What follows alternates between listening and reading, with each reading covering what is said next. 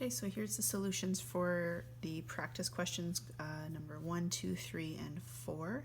And we're just going to go through the solutions here in this video. Okay, so question 1, an election poll predicts that 4 out of 7 voters will vote for a certain political party. There would be 25,156 voters. If the prediction is true, how many voters will not vote for that political party? Okay, so start with what we do know. They predict that 4 out of 7 voters will vote for a particular party. And if we kind of look at that, if there was 7 people being asked, 4 of them would say yes. Now we're in a situation where there's 25,156 people being asked.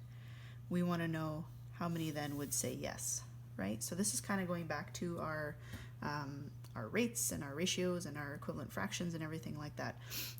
So how did I get from 7 to 25,156? So I can take that number that I'm looking for, divide it by the 7, and I'll find the factor that was multiplied. And I think what you end up getting is 3,593.7-ish. So we'll go ahead and we'll use that number. That's what we actually multiplied 7 by. So 3,593.7. And if I multiply that at the bottom, that's what I have to multiply at the top. So 4 times 3,593.7 is going to give me 14,374.8, and we're just going to round that up because we can't really have 0.8 of a person, so that's the number we're going to end up with, 14,375.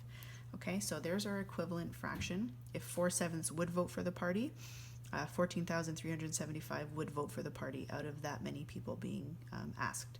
However, the question is asking us how many will not vote for that political party. So we just take the total that we're being asked and we subtract the people that would have said yes, and that's going to leave us with the remainder of those who would have said no, and it's 10,781. Okay, so my therefore statement is 10,781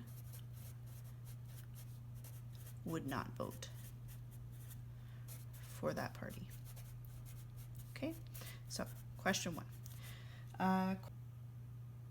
Okay, so for question 2,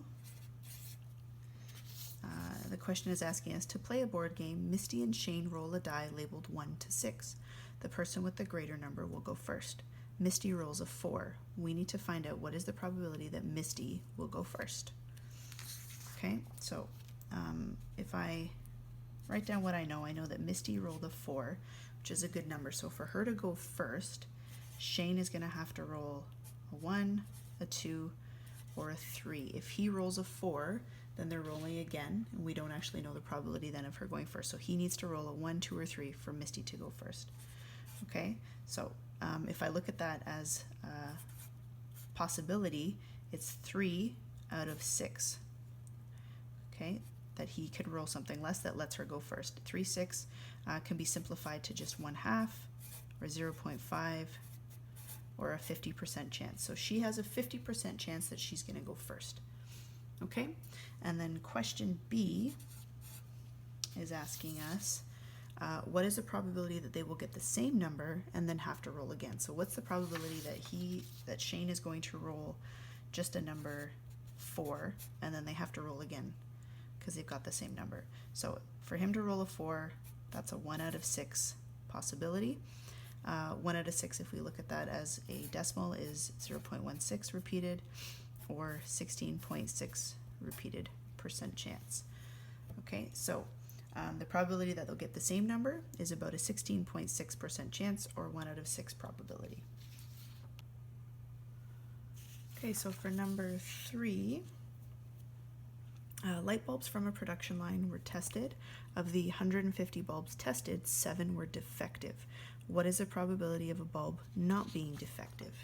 Okay, so for number 3, what we do know is 7 of the 150 were defective.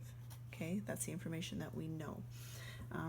So from this, you can kind of do it a few different ways. You could find the percentage that's defective and then just subtract that from 100%. You could find the number that we're defective when we, if we look at that. I'm actually just going to do it where I'm going to create a new fraction or a new probability, I guess. So instead of us saying 7 out of 150 are defective, I know 143 then out of the 150 work. Okay, so if I turn that into a decimal, I'm going to get 0.953 repeated. And if I turn that into a percentage, it's about 95.3%. The answer just rounds it to 95. Either one is correct. So about 95% of them would work then. Okay, so therefore 95% would work just fine. They would not be defective. Question B, what if 60,356 bulbs were produced in a week? How many then would be defective? So if I'm using my original probability of the 7 out of 150 that are defective, that actually equals, when you look at it, 0.046 repeated, or 4.666%, okay, are usually defective. So if I can just take that number that they're looking for me to test, the 60,356, I want to know what 4.6% of that number is equal to, because that's going to tell me how many would be defective. So if you remember going back to finding percent of a number, you turn your percentage back to the decimal and then you multiply it by the number you're looking for. So 0.046 repeated. And you might get a slightly different answer, and it's only because if you don't repeat the 6 for however much you have available in your calculator space, you're going to get a different answer than what you see here. So 60,356 times 0.0466666, and I'm just going to add about 6 of them. Okay, and it's going to equal 2,816.6, and I'm going to go ahead and round that up to 2,817 would be defective. Okay, again, if you didn't write in your decimal answer with as many 6s as you could because it's repeated, you will get a slightly different answer than what I have. So just make sure you include that repeated 6 in the decimal. Okay, and then number 4, there's probably a variety of answers that you might have here for giving examples of events that would work with each probability, right? 100%, it's a guaranteed going to happen. 1/6 of a probability that something's going to happen. 0.5 or half or 50%, 75%, and 0. So go through, explain your choices, and see if they kind of work out. You can compare them with some other classmates if you'd like, or let your family know and see what they think. You can send them to your teachers as well and share those. Okay, so those are the practice questions, the first section. There's a video on the next slide for the second section.